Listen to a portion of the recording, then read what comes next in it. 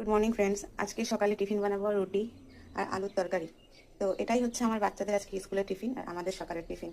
তো চলো আমি কিভাবে রুটি করি, আমি কিভাবে আলুর তরকারি রান্না করি, এটাই তোমাদেরকে দেখাবো। তো চলো যাওয়া যাক। আমি গ্যাসটা জ্বালিয়ে নিলাম, নিয়ে জল বসিয়ে দিলাম। এই জলে হালকা একটু লবণ দিয়ে দেবো। লবণ দিয়ে দিলাম, এই জলটা ফুটে আসা পর্যন্ত একটু ওয়েট করবো। দেখো আমার জলটা ফুটে এসেছে, এবার আমি একটু আটা দিয়ে দেবো। গ্যাসের ফ্লেমটা একটু আস্তে করে দেবো, দিলে এতে আমি আটা দিয়ে দেবো। এইভাবে অল্প অল্প করে দিয়ে দিলাম, দিয়ে একটু ভালো করে এর সঙ্গে একটু মাখা খেতে হবে। এতে এখন একটু আটা লাগবে, একটু আটা লাগবে। তো দিয়ে দিলাম, পুরো আটাটা আমি দিয়ে দিলাম।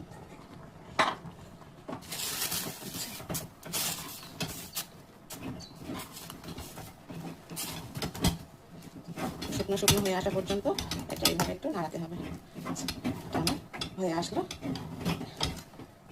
দেখতে হবে না, একটু আটা দিলে ভালো হয়। তাছাড়া একটু আটা দিয়ে দেবো, ঠিক আছে? দিয়ে দিলাম, দেওয়ার পর একটু ভালো করে এটা নেড়ে নিতে হবে,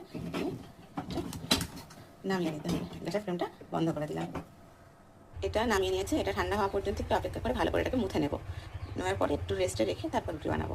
চলো চলো আটাটা ঠান্ডা থাকুক, এখন তার মাঝে আমি আলুর তরকারিটা রান্না করে নিই। কীভাবে আলুর তরকারি রান্না করি সেটাই তোমাদেরকে দেখাবো, ঠিক আছে? কড়াইটা বসিয়ে দিলাম, এবার কড়াইটা গরম হোক, তারপর আমি তেল দেবো।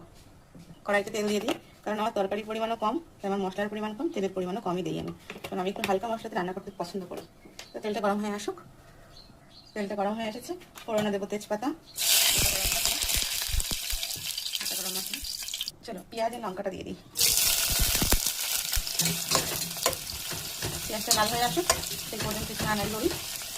চলো পেঁয়াজটা লাল হয়ে এসেছে, আলুটা দিয়ে দিই। আলুটা দিয়ে ভালো করে নেড়ে নিই, লবণ দিয়ে দেবো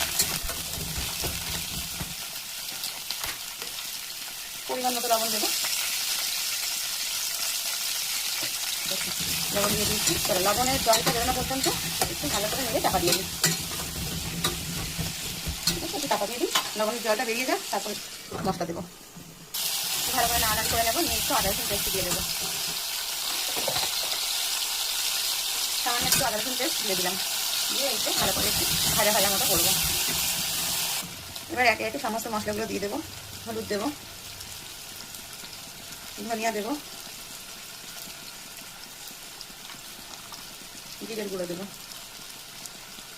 একটু গুঁড়ো লঙ্কা দেবো, লঙ্কা গুঁড়ো একটু দেবো সামথিং, কারণ আমি গুঁড়ো কাঁচা লঙ্কা ব্যবহার করেছি, কারণ আমি সবজিতে কাঁচা লঙ্কা ব্যবহার করি, একটু কালারের জন্য গুঁড়ো লঙ্কা দিলাম। এটা ভালো করে কষিয়ে নেব। আমি সবসময় ট্রাই করি কাঁচা লঙ্কাতে রান্না করার জন্য, কারণ আমার মনে হয়